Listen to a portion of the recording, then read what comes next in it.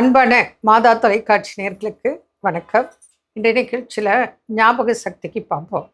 பொதுவாக குழந்தைகளுக்கும் ஞாபக சக்தி குறைவு, படிக்கிற குழந்தைகளுக்கும் அந்த பிரச்சனை இருக்குது.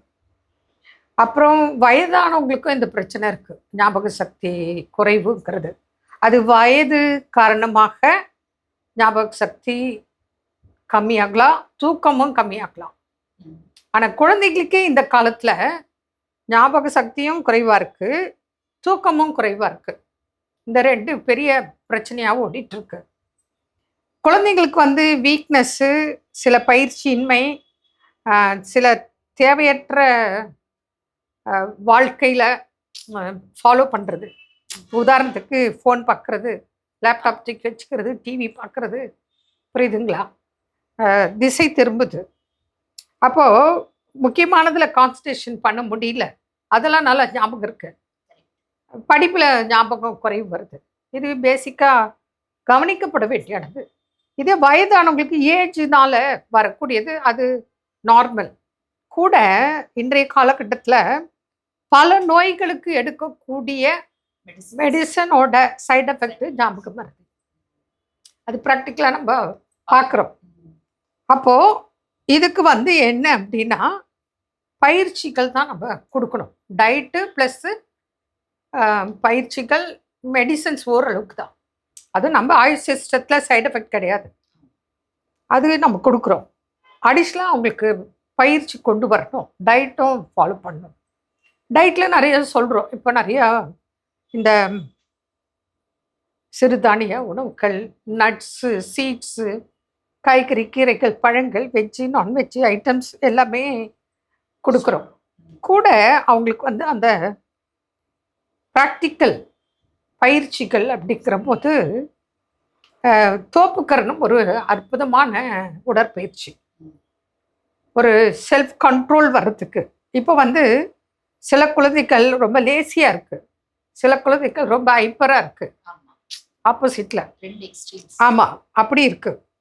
அப்போது அதை நடுநிலைப்படுத்தணும், பேலன்ஸ் பண்ணணும். அப்போ நம்ம டயட்டும் பண்ணணும், உடற்பயிற்சியும் பண்ணணும்.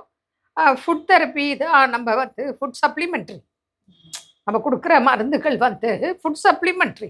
It is not medicine. Actually food supplementary தான் பூஸ்ட் பண்ணுறோம், வேற ஒன்றும் இல்லை. அப்போ இந்த முத்ராஸ் எல்லாம் உங்களுக்கு தேவைப்படுது. அப்போ கூப்பிட்டு உட்கார வச்சு பண்ணும்போது அந்த ஞாபக சக்தி இன்க்ரீஸ் ஆகிறத பார்க்குறோம். இப்போ சில குழந்தைகள் பிடிவாதமாக இருக்கும். எப்படி சொல்கிறதுனா, இப்போ தூங்கிட்டு இருக்கோம், ஸ்கூலுக்கு போனோம், எழுப்புனா மம்மி இன்னும் 5 மினிட்ஸ், இன்னும் 5 மினிட்ஸ்னு 1 ஹவர் தூங்கிட்டே தான் இருப்பாங்க, எழமாட்டாங்க. அவங்களுக்கெல்லாம் சில பயிற்சிகள் இருக்குது. இங்கே வரும்போது உட்கார வச்சு நம்ம சொல்லி கொடுக்கும்போது 1 மந்த் அவங்கள ரெகுலராக செய்ய வச்சுட்டா அந்த டிஃப்ரென்ஸ் நிச்சயமாக தெரியுது. அந்த குழந்தை என்ன பண்ணுது, அதோட ஒர்க்கை அது சின்சியராக பண்ணுது, ஃபாலோ பண்ணுது. அதே தூங்கிட்டு இருந்து இளல இன்னும் தூங்கணுன்ற சொன்ன குழந்தை டைமுக்கு எழுந்து கரெக்டாக என்னென்ன வேலைன்னு நம்ம சொல்லி கொடுக்குறோமோ அதெல்லாம் கரெக்டாக பண்ணுது, கரெக்டாக படிக்குது, கரெக்டாக சாப்பிடுது, கரெக்டாக உடற்பயிற்சிலாம் பண்ணுது. ஆனால் 1 மந்த் அவங்க ரெகுலராக அதை கவனித்து ட்ரெயின் பண்ணணும். அது மாதிரி நிறைய விஷயங்கள் இருக்கும்போது அந்த ஞாபக சக்தி அப்படிங்கிறது அதிகரிக்குது. இன்னொரு விஷயம், மக்கள் என்ன நினச்சிக்கிறாங்க, அடுத்த மாதம் எக்ஸாம்னா இந்த மாதம் ட்ரீட்மெண்ட்க்கு வருது, அப்போ இந்த 1 மந்த்லேயே ஞாபக சக்தி வந்துடுமா? வராது. உங்கள் குழந்தைகிட்ட எப்போ இந்த குறைகள் இருக்கோ அப்போவே நீங்கள் தொடர்பு கொள்ளுங்க, புரியுறதா? அது கரெக்ட் பண்ணுறதுக்கு சிலருக்கு 6 மாதம் ஆகும் தேவைப்படும், சிலருக்கு 1 வருடம் கூட தேவைப்படும். சில குழந்தைகள் நோய்வாய்ப்பட்டு இருக்கும், வீக்னஸ் இருக்கும். அப்போது சில வருடங்கள் கூட 1 or 2 இயர்ஸ் கூட அவங்க ஹெல்த்தியாக மாறுறதுக்கு டைம் ஆகும். அதனால் நீங்கள் என்ன பண்ணணும், உங்கள் குழந்தைகிட்ட இந்த வித்தியாசங்கள், குறைபாடுகள் இருக்கா, தொடர்பு கொள்ளுக்க ஸ்டார்ட் பண்ணலாம்.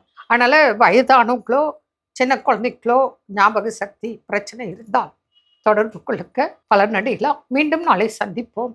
நன்றி. அன்னை மரியே வாழ்க.